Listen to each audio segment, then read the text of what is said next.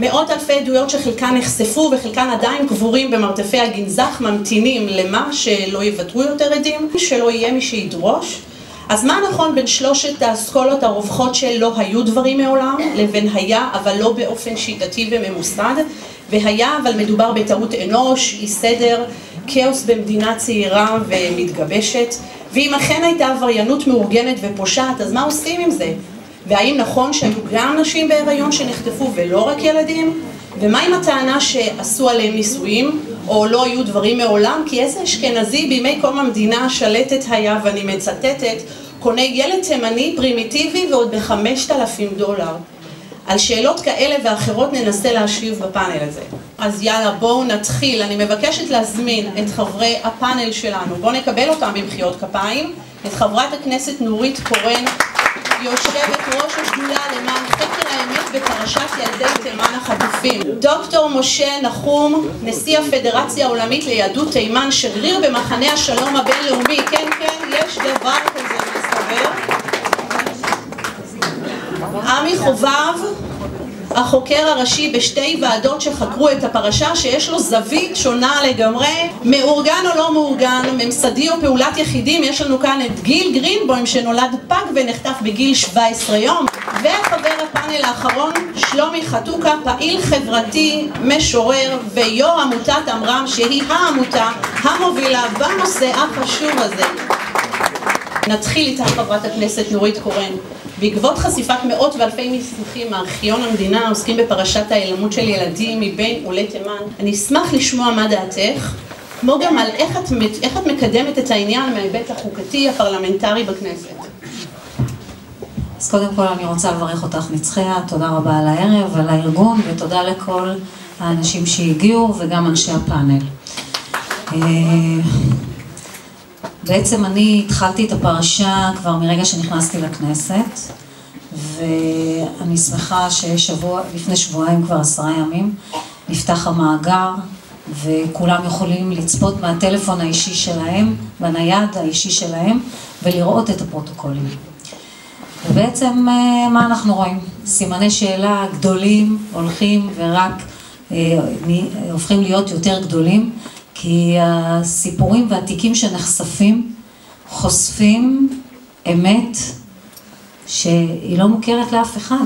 למשל, הסיפור האישי של המשפחה שלי, במשפחת הוריי, אז לדוד נחטף ילד ולדודה אחרת תאומים, ובמשפחה של בעלי, לחמותי, נחטפה אחות ושני אחיינים.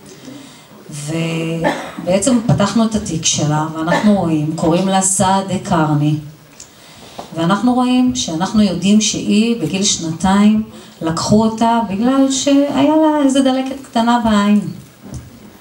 נרשם בתיק שלה שהשפזו אותה בגלל שהיה לה ניוון שרירים. והיא לא בת 2, היא בת 5. ומה שקרה, שיש תעודת פטירה. עכשיו אנחנו פעם ראשונה רואים שיש תעודת פטירה, שעד עכשיו לא ראינו אותה. תעודת פטירה על שם סעדיה אברהם. איך אמרתי לכם קוראים לה? סעדה קרני. והיה הערה, סיכום של הוועדה, שהפגם, השוני בין השמות, הוא לא פגם מהותי. חברים, אני שואלת אתכם, אני עורכת דין. אני יודעת שיש תעודת פטירה, תעודת פטירה צריכה להיות על שם סעדה קרני, בדיוק אותו דבר. ברגע שיש סעדיה אברהם, זה אומר שמשהו פה לא בסדר. משהו פה לא מתאים. נכון אדוני? רמי חובב. וזה רק דבר אחד. צריך לומר שבקשר לתיקי אימוץ, יש 5 תיקי אימוץ בתוך החומרים. יש עכשיו פעולה, הליך משפטי, כדי שיאפשר לפתוח את זה. אז כך שיכול להיות, הם הבטיחו לי שאחרי ההליך המשפטי, שלא ייקח הרבה זמן, יש רצון לפרסם גם את תיקי האימוץ, ואם יפרסמו, אז ללא השמות. אבל לפעמים זאת הבעיה הקשה שאנחנו רוצים, ולכן אנחנו גם עושים את המאגר של ה-DNA, שעל ידי הבדיקות של ה-DNA אפשר יהיה למצוא קרובי משפחה. אוקיי, אז אנחנו נדבר על זה עוד בהמשך. תודה רבה נורית, חברת הכנסת קורן. עכשיו נעבור אליך דוקטור משה נחום. אתה בעצם הבאת למציאת מספר ילדים נהדרים, אפילו הלכת עם המשפחות לבתי העלמין עם תעודות פטירה אפילו לחלקם, ומצאת קברים ריקים מגופות.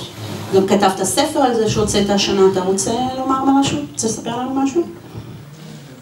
כנראה שאנחנו משלים את עצמנו. להיאבק נגד ממסד זה לא צחוק. יש להם את כל הדרכים לשקר, לאיים, לעשות הכל כדי לסתום את הגולל. המזל שלהם שהעדה התימנית לא מנוקדת. תתלכד עכשיו. תתלכד עכשיו. זה גם מה את יודעת מה, אני מוכן לשאת תפילה עכשיו יחד איתך, ואני אגיד אומן פעמיים. זה גם מה שלויטן אמר, דרך אגב. כן. אפרופו למכחיש. איך אוניברסיטה מכובדת מרשה לדוקטור לשקר בעזות מצח? טוב, אבל הוא לא פה והוא לא יוכל להגיב, אז אני לא, אני אסביר לך מה היה, אני אומר דברים בשם אומרם, הוא אמר. לא נגנב אף ילד. כל סטודנט שרצה לעשות עבודת מחקר על העדה התימנית וגורל הילדים, הוא איים עליהם במפורש. אם אתם פונים לרב עוזי משולם ז"ל, או לדוקטור משה נחום, אני לא אקבל את עבודתכם. פשוט. לא מקבל את העבודה. שהוא סתם את הפיות. דוקטור משה נחום, בחזרה לקברים הפתוחים.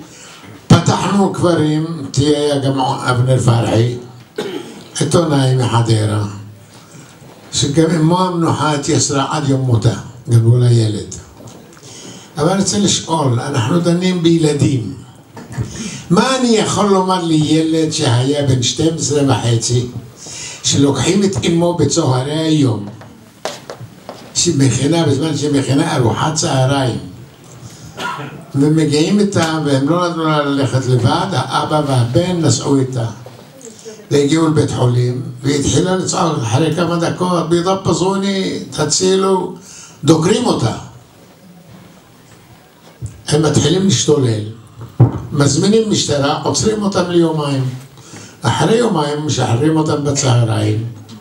לפנות ערב מגיע טנדר אליהם הביתה, למעברה בקריית משה. ואומרים להם, נעט, טוריה ומעדר, אתם רוצים לקבור את האמא? עכשיו, אם לא, אנחנו זורקים אותה לזבל. והם נוסעים, והייתה על זה כתבה בשבעה ימים עם יהודית יחזקאלי. היא לא האמינה שנחטפו נשים. אז אני רוצה לספר את אוזניכם. במחקר שהייתי בעדן, בתוואי יש משרד שהיה של הבריטים. אונייה יצאה עם 650 ילדים ו97 אנשים. כשההורים הגיעו, הבעלים לארץ, אמרו להם, האונייה טבעה. אונייה טבעה, מה תעשו? אין מה לעשות. ברוך דיין האמת, זהו. אני אומר לאותו ילד, עד שהצלחתי לדובב אותו לדבר, הוא נכה 100%. הוא קובר את אמו, הוא ואביו, בלי לוויה. פותחים לתכריכים לשים עפר, אין עיניים. האבא קורע את התכריכים, אין חלקים פנימיים. לבחור קוראים רחמים דוד, הוא גר בשעריים ברחובות. אני הבאתי אותו והבאתי את המצב שלו גם לכנסת, ל4 ועדות. עם מיכאל קליינר, ועם נעמי בלומנטל, ועם צבי הנדל. מי היה האחרון? אבנר? עולה כבר מת. בכל אופן 4 ועדות, פעמיים עם צבי הנדל. הבאתי את הבחור לכנסת. איזה בושה. ילד מבכה את אמו. הבחור בא בן 75 לכנסת. על כיסא גלגלים, עם מקלות, כל הסיוע שנותנים לנכה. ואומרים לו, אנחנו לא לקחנו את אמך. היא הלכה, אנחנו לא שייכים לזה. בואו אני רוצה לומר לכם משהו. שום אדם, שום נפש בישראל לא יכולה לעזוב את המדינה בלי חותמת אז אישור יציאה מהארץ. להוציא ילדים במסה של אלפים, לא ייתכן דבר כזה. כשאני חקרתי את הנושא, מתברר שמכרו אותם, לא רק אני והרב אבידור הכהן, הגעתי גם לדץ וברגמן ותחקרתי אותם. אז אומרים לי, אדוני, אנחנו עשינו את העבודה בשביל המדינה. מה אתם עושים עם הכסף? אנחנו נותנים למדינה, הם נותנים לנו את האחוזים. אוקיי, תודה רבה דוקטור נחום, אנחנו עוד נחזור אליך בהמשך. אני רוצה להגיע לעמי חובב, שבכל הסיפור הטרגי הזה אתה בעצם האיש, בנושא הזה לפחות כולם אוהבים לשנוא בעצם. כאחד שזומן לחקירה, לחקור בשתי הוועדות מתוך השלוש שהוקמו עד עכשיו, אתה מחזיק בגישה ממסדית הכי מושמצת. לטענתך לא היה כלל חטיפות, מאחר ומשפחות אשכנזיות לא היו חושבות לאמץ ילדים מתימן, זה אחד הדברים שאמרת. אני מאוד אשמח אם תרחיב קצת ותאמר את גישתך בעניין. בלחץ הוועד של התימנים הקימו את הוועדה הזו של בעלון מינקובסקי, והם ביקשו שבוועדה הזו יהיו גם נציגים של העדה התימנית, ואז חיפשו נציג מהעדה התימנית שיהיה בוועדה הזו. איכשהו הגיעו אל עמי חובב, אז היה לי משרד חקירות פרטי בירושלים, והם התקשרו דרך אחי משה חובב זיכרונו לברכה. התקשרו אליו ואמרו לו, תשכנע את אחיך שהצטרף אלינו לוועדה כדי לחקור את הפרשה בוועדת בעלון מינקובסקי. ואכן התקשר אליי, היה זה מהוועד של התימנים, טוב צדוק נדמה לי, התקשר אליי ושאל אותי אם אני מוכן להצטרף לוועדה הזו שחוקרת את חטיפת ילדי תימן ואת מכירתם, ועשה לי הצגה שלמה של מצב חמור מאוד של ילדי תימן, והוא ביקש ממני שאני אצטרף לוועדה. טוב, זה הכניס בי אמביציה להיכנס, לתפוס את החוטפים, את אלה שלקחו ילדי תימן ומכרו אותם וכך הלאה. מכרתי את משרד החקירות הפרטיים שלי והצטרפתי לוועדת בעלון מינקובסקי. הייתי בוועדה הזו חודש, חודשיים, אני לא רואה סימנים או עקבות של חטיפות או של גנבות ילדים. ובאותה תקופה בדיוק הופיע בעיתון העולם הזה, ילדי תימן נמכרים בארצות הברית ב$5,000. זו הייתה הכותרת הראשית בעיתון העולם הזה. ואצלנו בוועדה זה היה מינקובסקי, שהוא היה קצין משטרה בכיר. הוא שמע את זה, אמר בוא, אנחנו חייבים לבדוק את זה.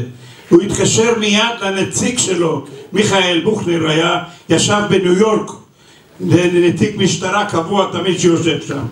הוא התקשר אליו, אומר לו, תשמע, אני נותן לך שמות של 2 או 3 משפחות בארצות הברית שהם אימצו ילדים, ותבדוק בדיוק איך הם אימצו אותם ומאיפה באה הכתבה הזו של $5,000.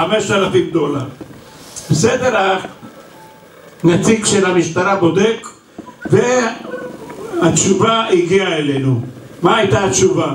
מסתבר שהיה איזה מאכר פה בארץ שהיה קשור לעובדות הסוציאליות שהיו קשורות לבית תינוקות ויצו בירושלים, ששם היו מביאים ילדים שלא מוצאים את ההורים שלהם, לא מאתרים אותם, ואז העובדות הסוציאליות האלה קבעו שהן נותנות לעצמם 3 חודשים לחפש את ההורים הביולוגיים של הילדים האלה, ואם לא מוצאים את ההורים אי אפשר להחזיק לילד הזה שם שנה שלמה. אתה מוכן לעשות את הבלגן הזה? אז הם היו... איפה הילדים? רגע אחד.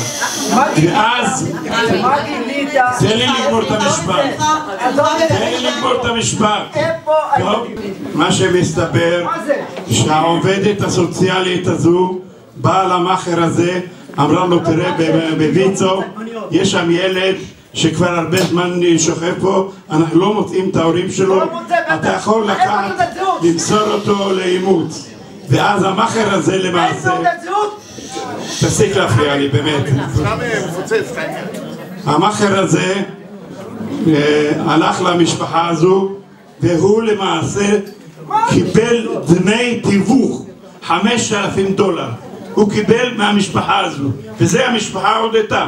הם אמרו, נכון, שילמנו $5,000, אבל זה לא היה שוחד, זה היה דמי עמלה של אותו מאכער, ואז כך הגיע לעולם הזה הסיפור, כאילו שילדי תימן נמכרים $5,000 בארצות הברית.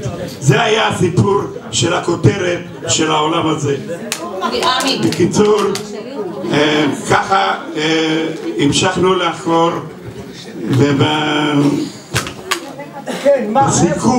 ובסיכום של ועדת בהלול מינקובסקי, אני יכול לומר שהסיכום בוועדה היה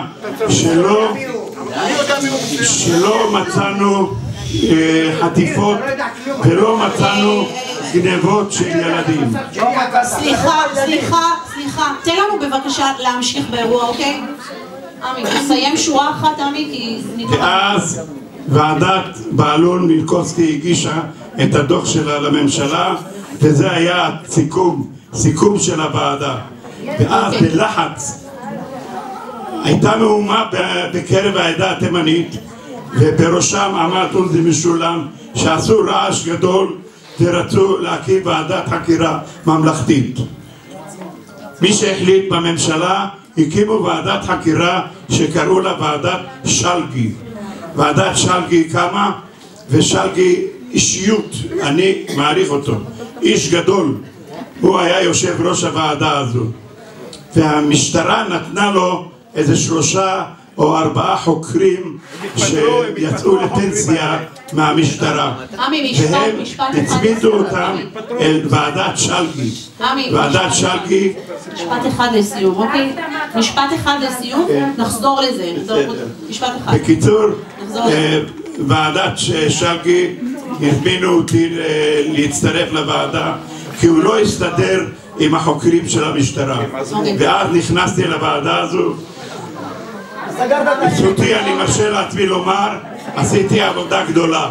במשך שנה שלמה הסתובבתי בכל המקומות, כל המקומות האפשריים בארץ שהיה להם כל קשר לפרשת ילדי תימן.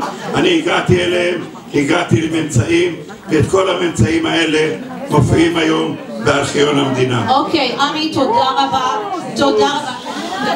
תודה רבה לחבר'ה פה שהייתם. אני רוצה לדבר איתכם קצת על מספרים, אוקיי?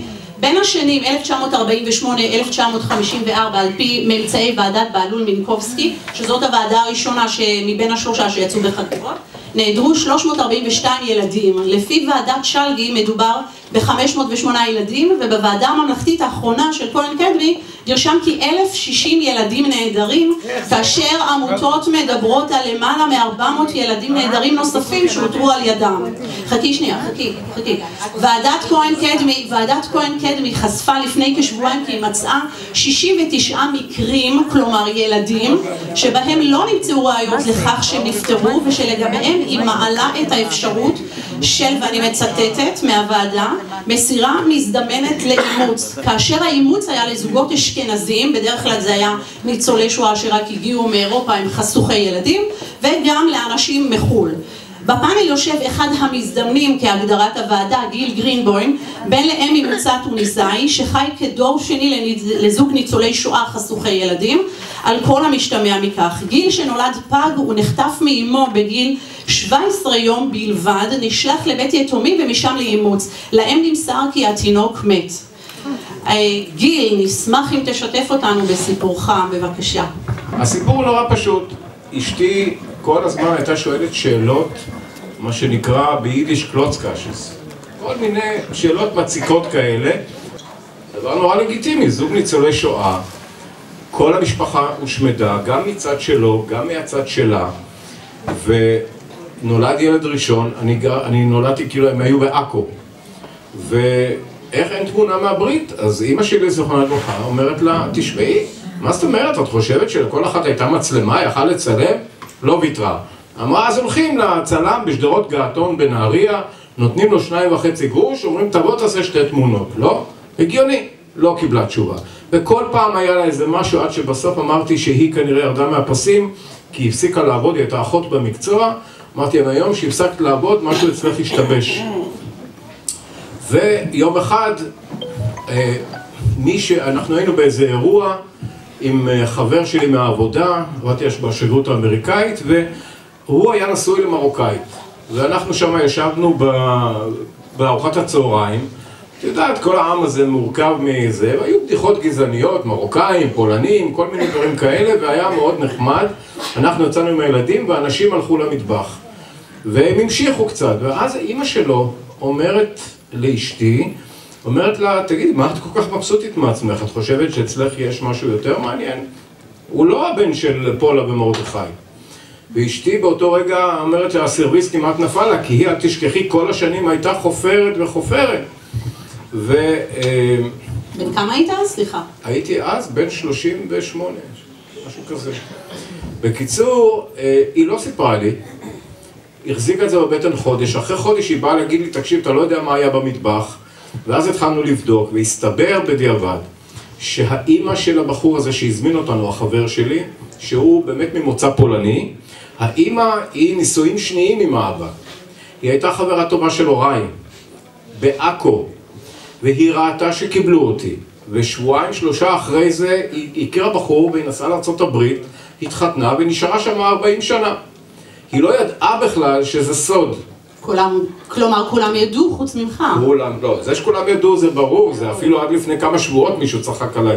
כמה אני לא ידעתי וכולם. תארי לך שגם הבני דודים שלי, הילדים, שהם היו בגילי, הזהירו אותם מגיל 0, לא לדבר על זה. עכשיו אני אספר עוד דבר קטן, שרק בשנה האחרונה, בשנים האחרונות, אני בעצם הבנתי שהוריי ברחו כל הזמן. הם ברחו מעכו לנהריה, מנהריה ברחו לרמת גן, מרמת גן ברחו לרמת חן. כל פעם שהיה להם חשד שהדבר הזה הולך להתגלות, הם חתכו. למשל, מנהריה הם עזבו לרמת גן לפני שהייתי נכנס למערכת החינוך הממלכתית. כי לא רצו שמישהו יגיד לי, אבל בעצם זה אתה לא... כי נהריה הייתה אז מושבה קטנה של 200 משפחות יקיות. וברמת גן אני באתי יום אחד הביתה בוכה, שמישהו אמר לי בבית ספר שאני מאומץ. באתי הביתה והם הרגיעו אותי ואמרו לי שזה שטויות וסתם, הכל היה בסדר גמור ואני הבן והכל בסדר. אתה בכיתה ד', לא? לא, בכיתה ה' אני חושב. בכיתה ה'. ולמרבה הפלא פתאום, אחרי חצי שנה או משהו כזה, הם חיפשו בית ומצאו ברמת חן, הוציאו אותי מבית ספר יסודי באמצע הזה, ועברתי למקום אחר. למה? כמובן הם לא ידעו אף פעם שאני יודע, אבל לא שאלתי כמובן את השאלה הזאת. וזהו, ואני, ברגע שהבנתי, אנחנו שלחנו מכתב לשירות למען הילד בירושלים. שלחתי מכתב, אמרתי, אני רוצה לדעת אם יש איזה משהו, אם אתם יודעים, הייתי בטוח, משוכנע, שאני אקבל תשובה שלילית, שאין שום דבר, וזה... למרבה הפלא, אמרו, יש תיק אימוץ. עכשיו, היה שם איזה פשלה קטנה במשרד, והתיק הזה, בגלל הפשלה הזאת, הם הורידו מיד את התיק עם מונית לתל אביב, ואשתי צלצלה אליי אז לשגרירות, אמרה לי, אתה יושב? אמרתי, כן. היא אומרת לי, טוב, קיבלתי תשובה מהשירות למען הילד, אתה מאומץ.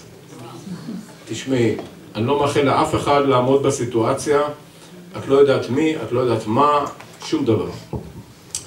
בקיצור, מהשגרירות נפגשנו בחשמונאים, שם היה השירות למען הילד, ואז היא מוציאה שני עמודים מתוך התיק, וזה היא מוכנה להראות לי. כל היתר לא הייתה מוכנה להראות לי, זה לא נקרא לפתוח תיק אימוץ. אבל מה זה הספיק לי כשראיתי את המסמך הזה, פרוטוקול האימוץ בבית משפט. ואני מסתכל ואני רואה ככה, אין חתימות, זה הכל מודפס, אף חתימה לא קיימת שם.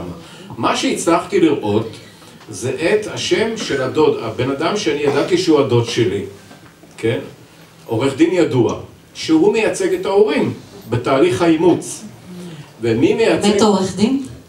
הוא אחד הגדולים.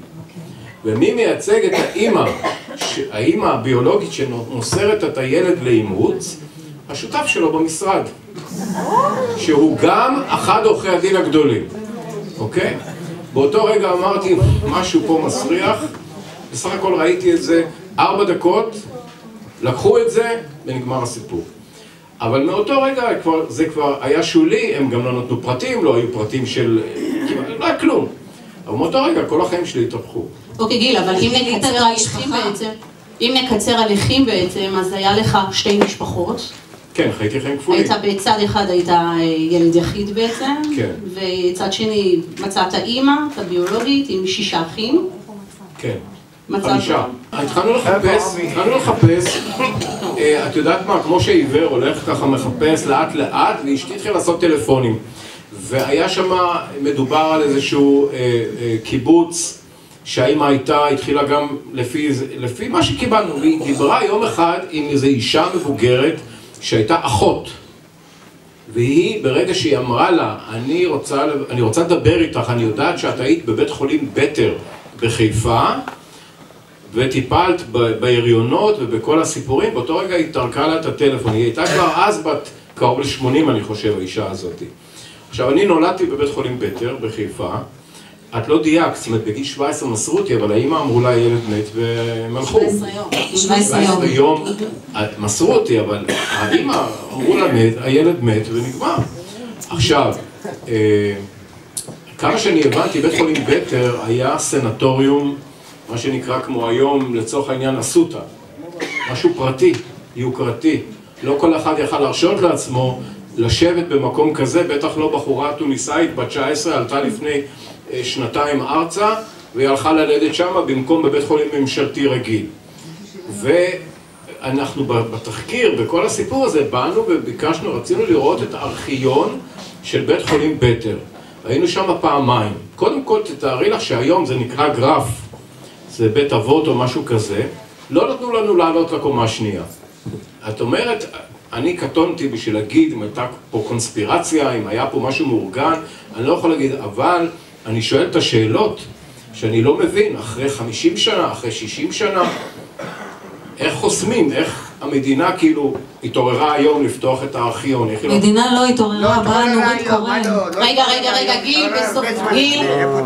גיל, בסופו של דבר ניהלת חיים כפולים ככה עד שהוריך המאמצים בעצם נפטרו. כן, וכשישבתי 7, האמא הביולוגית שלי באה לנחם אותי. אוקיי, זה היפה בפאנל הזה, מצד אחד יש את חובב, מצד שני יש את גיל, זה הדבר היפה. עכשיו אליך שלומי חתוקה. שלומי הוא משורר, שלומי הוא פעיל חברתי מאוד ידוע, הוא ראש אחת העמותות המובילות, עמותת אמרם.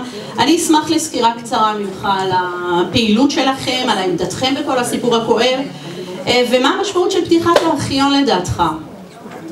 המדינה פשעה פעמיים, היא גם חטפה תינוקות, בחלק מהם גם נעשו ניסויים. אנחנו תיעדנו 2 אחיות שהזריקו להם, הם אחיות היום, קוראים להם חנה ומזל, זה נמצא באינטרנט, הכניסו להם בבית חולים דג'אני ביפו זריקות בתוך העיניים, פשוט עשו בהם ניסויים, אחרי כמה ימים הם איבדו את העיניים, אחרי שבועיים האבא מצא אותם. נעשו פה פשעים בעיקר נגד העדה התימנית, באופן כללי נגד מזרחים, והמדינה הזאת ממשיכה כאילו כלום. אז קודם כל רצינו לתעד את המשפחות האלה, רצינו לתעד את המקרים אחד לאחד, בכל מקרה גם מפורט באיזה בית חולים זה קרה, באיזה שנה זה קרה, אנחנו עושים גם וידאו, והכל נמצא באתר, באינטרנט, תקישו עמותת אמרם, ארכיון עדויות ואתם תמצאו את הכל. פנו אליי כאלה שלא הספקנו להגיע אליהם, אני מתנצל, אנחנו עושים הכל בהתנדבות, הכל אחרי שעות העבודה, ואנחנו משתדלים להגיע לכולם. אז נעשו פה 2 פשעים, א' זה החטיפות, הדבר שני זה הטיוח, מדינת ישראל תיחה והמשיכה לטייח ושרפה ארכיונים, וזה לא ועדת חקירה, תכף תראו למה, סוג של בדיחה. האנשים האלה היו צריכים לשבת בכלא, לפי דעתי גם אתה אדוני היית צריך לשבת בכלא אם תשאל אותי. עשו פה פשע והם עוד תיחו, כאילו זה בלתי נתפס, זה פשוט בלתי נתפס, בין השאר הם לא יסתמכו רק על זה שהעדה התימנית הם תמימים, אנחנו גם פריירים לפעמים, צריך לבוא ולהודות בזה. אוקיי, אני רוצה להגיד פה עוד משהו, קודם כל להכיר פה כמה דברים, כתבה מעיתון הארץ, אימוץ ילדים רשמי ב-1956, אני רק אזכיר פה את אדון אבנר פרחי היקר ומשה נחום, שהם ואנחנו אספנו יותר חומרים, יותר מכל ועדת החקירה הממלכתית. יותר מכל ועדת החקירה הממלכתית, חומרים שלא נמצאים שם בכלל. אתם אמיתיים, הם בלוק! ככה זה אומר. הוא שומע, כתב, עושה כתבה גדולה על שני ילדים עיראקים שמדברים גרמנית. הוא אומר, אין זה מקרה ראשון שילדים מבני עדות המזרח נמסרים לאימוץ למשפחות אשכנזיות. אחת הבעיות החמורות באימוץ ילדים בארץ היא בעיית הצבע. זה 1956, כן? בעוד שרוב המשפחות המבקשות לאמץ ילדים נמנות עם העדה האשכנזית, רוב הילדים העומדים לאימוץ הם מבני עדות המזרח. המשפחות המעוניינות באימוץ ילדים, הן רוצות ילד לבן, כן? אבל אין ילד לבן, מה יש להם? אומרים להם יש רק חום. הן מבקרות במוסד ושואלות מפעם לפעם אם הגיע איזה לבן, כשהתשובה שלילית חוזרת ונשנית, הן נאלצות לבסוף לבחור בילד שחום, אין מה לעשות. קחו בחשבון שבגלל זה גם הרבה פעמים תימנים בעירים נחטפו יותר, גם עיראקים, מרוקאים, טוניסאים, זה פשע שפגע בכל העדות, בטח ובטח בעדה התימנית. צריך לבוא ולהגיד, מתוך 5,800 ילדים מגיל 0 עד 4 שנחתו בארץ או נולדו כאן, נעלמו תוך שנה וחצי קרוב ל1,000 ילדים, זה כל ילד שישי. כל ילד שישי במשפחה תימנית שהגיע לארץ, או כל ילד שישי פשוט נעלם. והמדינה ממשיכה בשלה, אנחנו עוד נאבקים קודם כל אל הכרה כדי שאנחנו לא נצטרך לשחק תופסת. אנחנו ביום פטירתו של הרב עוזי משולם מציינים יום מודעות וזיכרון לחטיפת ילדי תימן, לא חיכינו לממסד, ואני חושב שכל קול של כל משפחה פה וכל בן אדם פה עושה את ההבדל. צריך לבקש ממנו סליחה. כמובן. אני רוצה להקריא לכם עוד משהו. קודם כל, מסמכים שנמצאים בוועדת החקירה הממלכתית, רובם לא היו נגישים לציבור. זאת אומרת, אתם יודעים, חלק מהארכיונים נשרפו, אבל גם אלה שלא, היה בסך הכל חוקר אחד משמעותי לוועדה, קוראים לו יוספוב. תשמעו דברים שהוא מצא. רגע, שלומי, אתה מדבר על הוועדה האחרונה? על הוועדה האחרונה. שום דבר היה אסור לפרסם בנושא ילדי תימן מבלי לקבל את אישורה של הצנזורה. עוד משהו מאוד מעניין. אתם יודעים מה זה רישום מאוחר? אתם יודעים מה זה רישום מאוחר? קודם כל, מי יכל לעשות רישום מאוחר? כולם, בתי דין רבניים, קיבוצים, מושבים, הנהלת מוסדות. אוקיי, מה זה רישום מאוחר? האפשרות החוקית לרשום ילד בישראל, גם שנה ויותר לאחר הלידה, וזאת על סמך הצהרה בכתב של ההורים בלבד, שהם ילדו את הילד. כלומר, זוגות הורים היו מגיעים למושבים, לקיבוצים, הורים. אני ילדתי את הילד ומקבלים תעודת לידה. חלק גדול מהמאומצים האלה בכלל אין להם תיקי אימוץ. במקרה של גיל גרינבוים יש תיק אימוץ ואין חתימה של אמא ביולוגית. בדרך כלל הרבה פעמים גם לא היה בכלל תיק אימוץ. ההורים יכלו להגיע ולהגיד אני ילדתי את הילד ולקבל תעודת לידה. עכשיו, כולם היו שותפים לזה. החוקים במדינת ישראל היו, תקנות האימוצים בשנות ה-50 אפשרו לבית משפט לאשר אימוץ בלי שההורים בכלל נמצאים בבית משפט. בן גוריון ידע מזה והוא גם אישר את זה. על פי חוקי מדינת ישראל שמנסים לשנות היום למאומץ, אסור להגיד בפומבי שמאומץ. גיל גרינבוים בעצם עובר על החוק והוא מסתכל בחצי שנת מאסר. למה עשו את זה? כדי שמשפחות לא יקפצו, יגידו סליחה, אתה בכלל לא מאומץ, אתה הילד שלי, נחטפת. שוב, עד לאחרונה מנסים לשנות את החוק הזה, אסור למאומץ להגיד בפומבי שהוא מאומץ. שנות ה-50 מדינת ישראל גם שינתה את החוק, מותר להוציא ילדים מהארץ בלי דרכון. אנחנו תיעדנו גם כאלה שעברו לחול. אני אספר לכם מקרה ספציפי אחד ואני אסיים בזה. יצר איתי קשר מאומץ שחי בחול, הוא נחטף מהארץ בשנת 1954. ההורים שלו, העשירים, הגיעו לארץ בשביל לקבל תינוק. שהו פה כמה שבועות. עכשיו הוא מאוד עשיר, הוא יכל לעשות מה שרוב המאומצים לא יכולים לעשות, וזה לזכור חוקרים פרטיים. החוקרים האלה הגיעו עד הרופא. הרופא הזה מספר שקראו, הוא התוודע בפני החוקרים מהאיסורי מצפון שאכלו אותו. הוא סיפר שקראו לו לבצע את העסקה, הוא בבית החולים דג'אני ביפו, הוא אמר אני העברתי את החבילה להורים שלו בחצר בית החולים. חבילה הוא קרא לזה.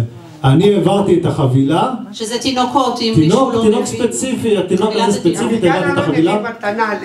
עכשיו גם יגאל אלון שהיה 3 שבועות ראש ממשלת ישראל, ציונה איימן מספרת, הוא הביא אותי מתנה להורים המאמצים, והם הסדירו את המסמכי אימוץ אחר כך. אני מסביר לכם חד וחלק, אם מישהו מכם יעשה דבר כזה, הוא יישב בכלא. ועדת החקירה הממלכתית לא חקרה את האנשים האלה, היא לא בררה למה נשרפו ארכיונים, היא לא בדקה על מה הרב פרוש מדבר, זו הייתה ועדת טיוח, ואני שוב אומר, הפושעים האלה, גם השופטים האלה היו צריכים לשבת בכלא על טיוח, אולי הם לא רצו להיות שם, היו צריכים להגיד אני לא רוצה להיות שם. אם אתה שופט במדינת ישראל ואתה מטייח פשע, אתה צריך לשבת בכלא. אסור לנו לשתוק, הכוח שלנו שאנחנו לא שותקים. אתם יודעים, בסרט של ציפי תלמור, אחת האחיות אומרת שם, אני לא יודעת מה קרה לתימנים, פעם הם היו שותקים נחמדים, וזו הייתה הטעות שלנו, ששתקנו. היום זה נגמר. ואני שוב אומר, מדינת ישראל צריכה לאבד את הלגיטימציה להיות המדינה שלנו, עד שאנחנו רואים את הילדים. שבבואו יגידו, אתה רדיקל, אתה מרדן, סליחה, אני לא מנופף בדגל של מדינה שחטפו דודה שלי, ועוד לא אמרו לנו איפה היא. אני מצטער. וכמו שאמר הרב עוזי משולם, אל תתבלבלו. יש מדינת ישראל ויש ארץ ישראל. תודה לכם. תודה רבה לך שלומי. היה מכרז בוועדת שלגי מחברת החקירות שתבצע את הבדיקה של התיקים.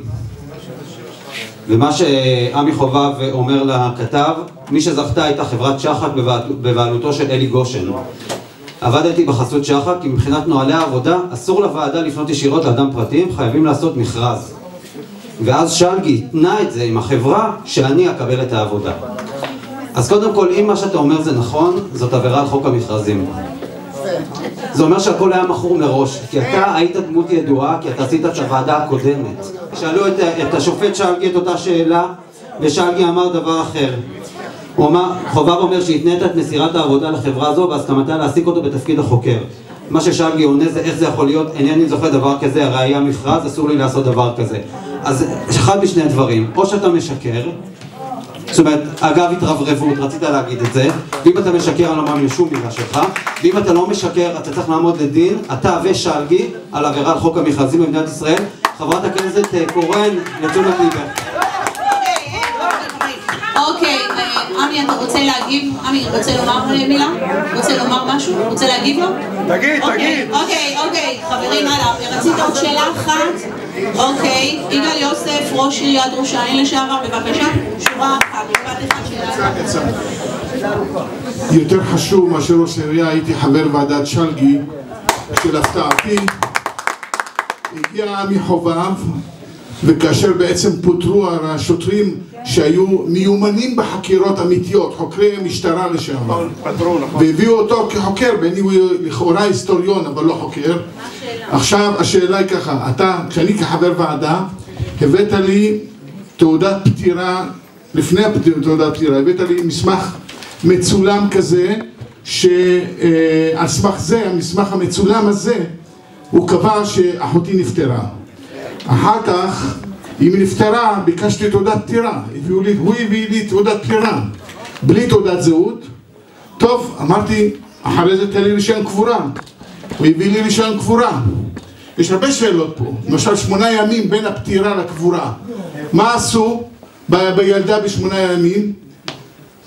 הביא לי את המסמך הזה המצולם, כתב חרטומים, היא הייתה במכון הפתולוגי. זהו הביא. 8 ימים במכון הפתולוגי, ילדה בגיל 0.5 שנה. או ניסויים או קציצות, אחד מהשתיים. עכשיו, אני עכשיו נערך עם כל הפעילות מחדש, אז הלכתי לבדוק את הסטטוס של אחותי. מה קורה? ב8 דצמבר אני פונה למשרד הפנים, ביישוב שלי, אני מזדהה, מכירים אותי, אני אומר, אני מבקש לדעת סטטוס של אחותי, ועם ילדי תימן, פשוט ביישוב שלי מכירים אותי, סילקו אותי ממשרד הפנים. אמרו לי, תביא את תעודת הפטירה המקורית. אין, לא מצאתי אותה. התחכמתי, באתי בסוף השבוע, נכנסתי לפקידה אחרת, אמרתי, תביא לי את הכתובת של אסתר יוסף, מספר זהות כזה וכזה, כי יש לי את תעודת זהות. והיא אמרה, בשביל מה אתה צריך? אמרתי, צו ירושה, התחכמתי. טוב, תשלם 15 שקלים, והוציאו לי תעודה, תשובה לשאילתה, שאחותי בעצם חיה. היא מה8 דצמבר, יש פה מסמך של משרד הפנים, שהיא חיה. ואיפה היא חיה? בכתובת הקודמת שגרנו לפני שעברנו לראש העין. אז אם אדוני הנכבד, כחוקר, סיפקת לי תעודת פטירה, סיפקת לי תעודת אישור קבורה, איך זה אחותי רשומה? הלכתי, עוד דבר עשיתי. היא כבר לפי הגיל צריכה להיות בגיל 63, צריכה לקבל קצבת זקנה. הלכתי לביטוח לאומי, שלחו לה לפני שנה מסמכים כדי שתגיש בקשה לביטוח לאומי. אחרי ביטוח לאומי הלכתי לכתובת הזאת בעמישה פתח תקווה. אין את מספר 91, יש עד 47. אני הולך לדואר, אני אומר לו, אם תגיע הכתובת שם, כי אין את הכתובת הזאת, אני מבקש להעביר את המכתב אליי. אז טוב, אתה צריך צו משפטי. עכשיו, אם זה חקירה, אז למה כל הפרדוקסים האלה והקונפליקטים האלה והאי בהירות הזאת וכל הדברים השונים? זה לא חקירה. עכשיו, עוד משפט אחרון אני כבר נותן לנו. כשאתה חוקר ואתה מבקש מסמך רפואי, אתה צריך לבדוק את המקור שלו, את הרופא שעמד מאחוריו. ולמה זה נעשה בצורה הזאת? כשאתה מחליט להוציא תעודת פטירה, צריך להיות כתוב תעודת זהות, אתה לא כותב. אז זו עבודת חקירה רשלנית, אולי רשלנות פושעת. תודה רבה לך, תודה רבה. רמי, אתה רוצה להגיד משהו? אוקיי, עכשיו אני מביאה לכם, דפנה הרמוני כבר מוכנה בעצם. דפנה, בואי תצנני קצת את האווירה. שחרחורת יפית כל כך בעינייך אש בוערת ליבי כולו שלך בעינייך אש בוערת ליבי כולו שלך שחרחורת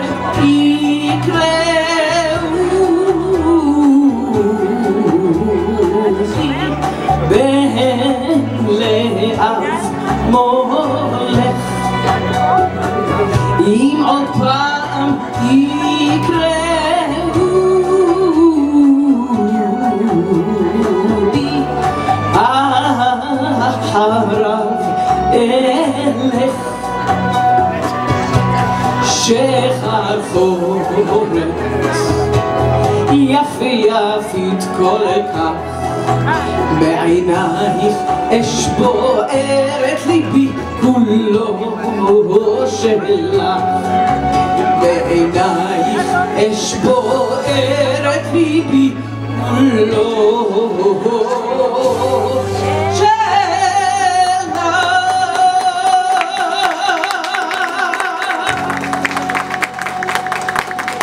ראש עמותה, מר אבנר פרחי שרצה לשאול שאלה, בבקשה אבנר. אם כבר איתנו מהקהל. אני חקרתי רבות את הפרשה הזאת, ועמי חובב גם היה לי איתו הרבה מאוד שעות של דיבורים. עמי חובב הראה לי היכן אחותי קבורה, הוא הראה לי שני דברים. א', פנקס 50, אתה זוכר אותו? פנקס הקבורות של עין שמר, ודבר שני, הוא אמר שבפנקס הזה כתוב שאחותי נקברה בעין שמר. אז שני דברים קרו. א', בחקירות שלי הגעתי לאחות שהייתה אחראית של עין שמר ושאלתי אותה שנה לפני ועדת החקירה הממלכתית האם היה פנקס פטירות בעין שמר, היא אמרה שלא. ואם היה פנקס פטירות בעין שמר היא זו שהייתה אמורה לכתוב את הדברים האלה. אז ככה לדעתי הפנקס הזה עמי מפוברק. דבר שני לא היה בית קברות. זה אני מציג את השאלה בצורה כזאת, ואני רוצה לספר שאני ישבתי עם דוקטור משה שלגי בתוכנית של אילנה דיין, היא שאלה אותו ספציפית על שושנה פרחי, והוא אמר שהייתה טעות, זו טעות. והוא אמר שגם בוועדת מינקובסקי היו 43 טעויות. אז עמי חובב, יש לך כבר 35 טעויות בפרשה הזאת. עכשיו אנחנו ממשיכים לשלב השני של הפאנל, זה שלב השאלות הפתוחות. אני ראיתי כאן שאלה מהקהל של מישהו שכתב, חברי פאנל יקרים, אומרים שפרס היה מעורב בחטיפה של ילדי תימן ומכירתם לחול, וזה בתמורה לנשק. האם זה יכול להיות? סימן שאלה רונית. אם מישהו רוצה להגיב חופשי, אתם יכולים פשוט להגיב. חתוקה, אתה רוצה להגיד משהו? קודם כל אני רוצה לציין שכשהפרשה עלתה פנו אל פרס הרבה עיתונאים כדי שהוא יגיב בנושא הזה, גם עיתונאים בכירים, והוא לא הסכים. זאת אומרת, בן אדם בכיר, הוא היה בכיר בשנות ה-50, הוא היה בקשרים עם ויצו, הוא היה בקשרים עם הדסה, יש לנו תמונה שלו ככה מתוך איזה כנס של ויצו, שאלו אותו אם הוא מוכן להתייחס לנושא הזה, והוא אמר לא. למה צעקת ביבי, למה פתחת תיקים הוא גם היה בין הנמנעים, משה שחל מספר שהוא גם היה בין הנמנעים לוועדת החקירה הממלכתית. תעשו אחד ועוד אחד, אני אומר על ראש הגנב בוער הכובע, זה די ברור. בן אדם שלא מוכן להתייחס לפשע חטיפה של כל כך הרבה ילדים, מכל כך הרבה משפחות, לא בכלל לזכור חיובי בתולדות מדינת ישראל. אוקיי, תודה רבה. שכחתי לציין שזה השלב של השאלות שהוא שלב מאוד מהיר, זה בומרנג, שאלה תשובה, שאלה תשובה, הלאה. מהקהל. כן, סליחה גיל, כן. רק דבר אחד רציתי להגיד, שזה מאוד מציק לי מהרבה זמן, כל הנושא של הארכיון שפתחו אותו, ואני לא בא להטיל דופי באף אחד. אני ציפיתי שהמדינה תשים אישיות ציבורית נקייה, שאין עליה עוררין. אני יכול להגיד לך דבר אחד, מהשירות שלי כקצין חקירות, אני יודע מה אפשר לעשות בארכיונים, ואיך אפשר להפוך את הכל. ואני באמת, אני שמעתי שצחי הנגבי הוא זה שמינו אותו להסתכל ולהחליט, וזה, ההרגשה שלי הייתה ממש לא טובה, ואני לא מבין מי נחתו לשבור על השמנת? למה הוא... אז שלומי, ועדה רביעית או לא ועדה רביעית? אני שוב אומר, קודם כל הכרה, אני אעמוד מאחורי זה, אבל קודם כל הכרה, אנחנו גם דורשים במדינת ישראל של כל תינוק או ילד שלא נמצא או אין לו שרידים או whatever יוכרז באופן רשמי כנעדר, בדיוק כמו שעשו משום אחר האשכנזי. סליחה, אתם לא יודעים איפה הילד? מדינת ישראל צריכה להכריז עליו כנעדר. אוקיי, טוב. אני רוצה לשאול את עמי שאלה, אבל שוב, התשובות פה הן קצרות. לי חשוב דווקא להבין משהו, שאלה מעמי, אם אתה יכול לענות, אני מאוד אשמח לשיתוף פעולה. איך אתה מסביר את העדויות הסותרות שעולות מתוך הממסד עצמו? למשל, אני אתן לכם שני ציטוטים קצרצרים שמצאתי אותם בתוך הדוח של הוועדות. אהובה גולדפרב למשל, היא המפקחת הארצית בשירותים הסוציאליים בסוכנות היהודית. היא אמרה, וזה ציטוט, נשלחו ילדים ללא רישום מחוץ למחנות, זה היה שיטתי. או רוזה קושינסקי, שדיברנו עליה, אחות במחנה עין שמר, שהיא העידה, היו שולחים אותי עם 2-3 תינוקות עם אמבולנס לבית החולים בעפולה, ומשאירים אותם בריאים ושלמים. למחרת הייתי שואלת, איפה התינוקות? היו אומרים שאינם מתו. מה זה מתו? הם היו בריאים, זה לא נכון שנפטרו, מסרו אותם לאימוץ. עמי, אתה תוכל להסביר לי קצת איך אתה מסביר בעצם את העדויות הסותרות? אתה יכול להגיד לי מילה? אני לא אשכח את הסיפור הזה על הנהג אמבולנס שהיה עובר בין בתי המחנות העולים ואוסף ילדים שקבעו שצריכים לקחת אותם לבית חולים. הוא היה בא עם האמבולנס שלו, ואיך היו לוקחים את הילדים? בקרטונים כאלה, קרטונים של בננות, אני יודע, ככה תיארו את זה. איזה 4-5 כאלה קרטונים היו באמבולנס, וככה הוא נוסע עם אחות יושבת לידו. תוך כדי נסיעה היה יום חם, פתח את החלון, ואז על הקרטונים האלה היו פתקים עם שמות הילדים ומאיזה בדיוק מחנה עולים לכם. ואז הניירות האלה התעופפו בתוך האמבולנס ולא ידעו למי שייך הילד הזה. אני רוצה לענות לך. עמי חוואר, יוסקי, אני לא הפרעתי לך, תן לי לענות לו. יוסקי, עמי חוואר. אוקיי. למה לא תהיה תמונה? למה? מה זה? אין תעודת זהות? טוב, תנו לי לענות לו. אתה רצית להגיד, בבקשה. תנו לי לענות לעמי חוואר. סליחה. בבקשה לכבד, בבקשה. אני רוצה לומר לעמי חוואר. נסע אמבולנס. דבר.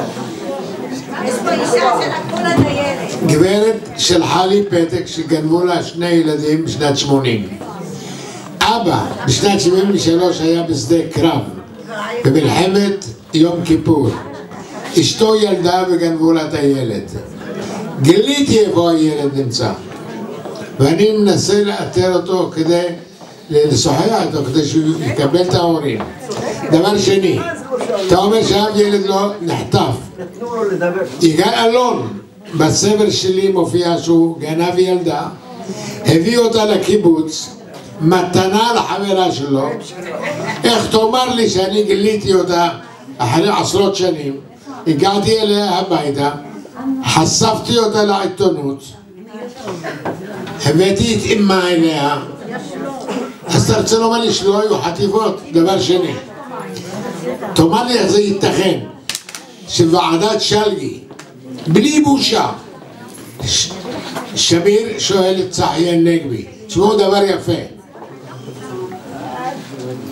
שואל אותו שמיר את צחי הנגבי, אם נקים ועדת חקירה על ילדי התימנים יבחרו בנו? אמר לו בוודאי. מי עלה על זה? רוביק רוזנטל בעיתון הארץ, כתב על זה מכתב, כתב על זה כתבה. אני יכול לקחת בן אדם שהיה השתמש בעדה ולקחת אותו ברצינות שהוא יחקור את הנושא. חבר'ה רבותיי, אני אומר לכם, נגיע למסקנה אחת, אנחנו גדלנו עניים, מרודים, יתומים, כי שדדו את הורינו. לא רק הילדים, לקחו דברים בקרי ערך והמדינה נבנתה לו על חשבון הילדים. ספרי הקודש, התכשיטים, הזהב, הכסף. אני עם ילדי ניצולי השואה תבעו את גרמניה וקיבלו הכרה. ממשלת ישראל צריכה להבין שהיא חייבת לפצות את העדה התימנית. אין שום דרך אחרת. מה אתה מציע? אני מציע שהממשלה לא תיתן לנו מכספי האוצר של המדינה, אלא מהתרומות שנכנסות מהעולם. מאלה נקבל שליש, נבנה בית אבות לתימנים, ניתן מלגות לילדים שסבלו בעוני משווע. אני חושב שזה יהיה צעד הכי נבון. את הזכרת, גברתי חברת הכנסת, את כל השותפים. משה נחום שעוסק בזה 40 שנה, אם לא יהיה צוות משלנו, משל התימנים ולא פוליטיקאים, לא יהיה צוות משל העדה, שום דבר לא ייפטר. זה עוד בזבוז זמן. כל הבדיקות האלה של ה-DNA, מה אני יכול להביא את ההורים מבית העלמין, מהקבר? איזה שטויות אלה. מי שירצה בדיקות DNA זה זכותו. אבל לומר שאנחנו צריכים איך אומרים, להתכסות, להתעטף בצרה הזאת, זה לדעתי בזבוז זמן. לקחת את העניין לידיים ולתבוע את הפיצויים, וזה יכול לבוא לכל מה שתרצו. שתהיו בריאים, סבלנות, נגיע לזה. עם רונית או בלי רונית. נורית.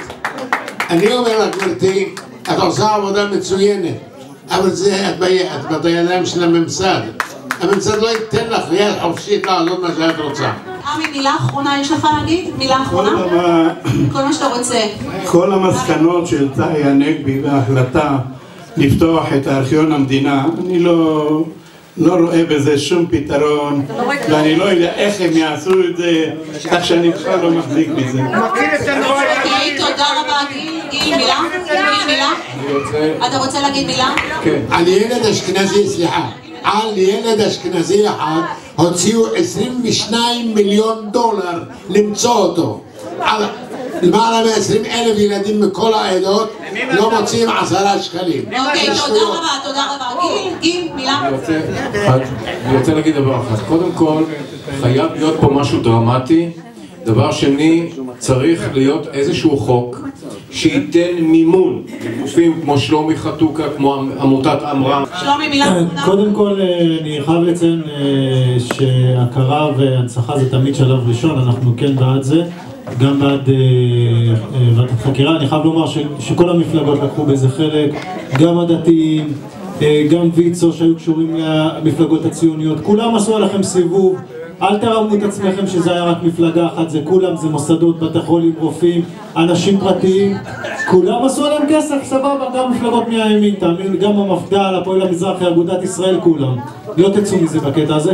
אני מקווה שעוד כמה שנים יהיה יום רשמי להכרה בפשע שעשו האשכנזים. הכרה בעצם, נורית, בבקשה, חכי שנייה, לא, זה לא שוב של לענות. זה בעצם הכרה שהרחוב, זה בעצם הכרה שהרחוב הישראלי כבר הגיע לזה. יום רשמי ממסדי, שנייה, קודם כל אני חייב לציין, זה לא משנה איזה מפלגה, בסופו של דבר מדינת ישראל, המדינה שאנחנו נמנים על אזרחיה ומאמינים בה, היא זו שפשעה נגדנו. צריך להיות יום הכרה רשמי של מדינת ישראל, סליחה מהמשפחות במערב הזה משולם, צריך גם לתאר את השם שלו, הוא הקריב קורבן עצום, הוא וחסידיו, צריך לתאר אותו, צריך להכיר ביום הזה, בפשע הזה, אני מקווה שאולי איזה כמה גם ישבו בכלא, כמו שאמרתי, או לפחות יונצח הפשע הזה, וחלק מהגזענים האלה שהיום יש עליהם רחובות, כבר לא יהיו שם. אוקיי. ובעזרת השם כמה איחודי משפחות. שלומי, תודה רבה. שלומי, תודה רבה. תודה רבה. תודה לנצחיה. היה לי עונג רב לארח אתכם. כפיים, חברים, פאנל. חברת כנסת נורית קורן, דוקטור משה נחום, עמי חובב, גיל גרינבוים ושלומי חתוקה. אתם קמצנים, מגיע למחיאות כפיים. ויש כאן ספר בכניסה שמוכרים אותו? אוקיי.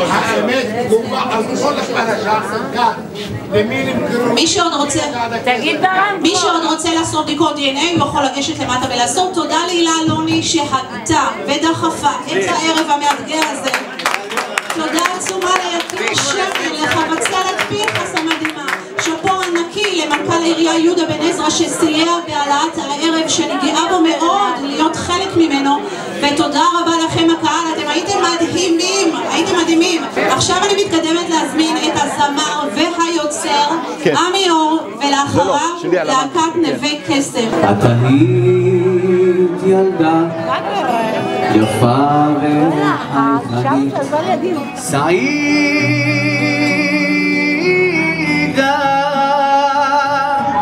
נשמה של אמא